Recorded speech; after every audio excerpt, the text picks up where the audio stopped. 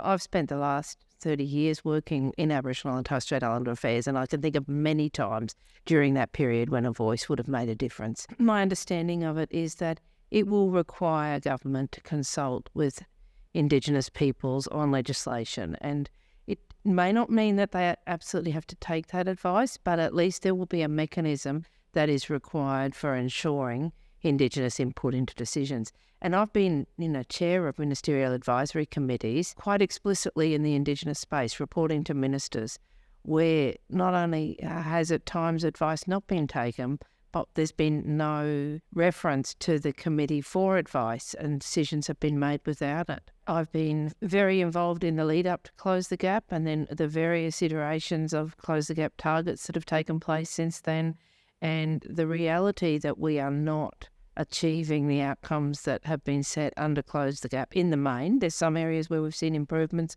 but there are areas where we're seeing childhood separations, child removals from families get worse and worse. And it's a national crisis that there's more kids being taken away now than there were during the stolen generation. Incarceration rates are going through the roof, and what that means for society and the intergenerational effects of these sorts of things are going to be profound. And I think they're really high priorities for an Indigenous voice.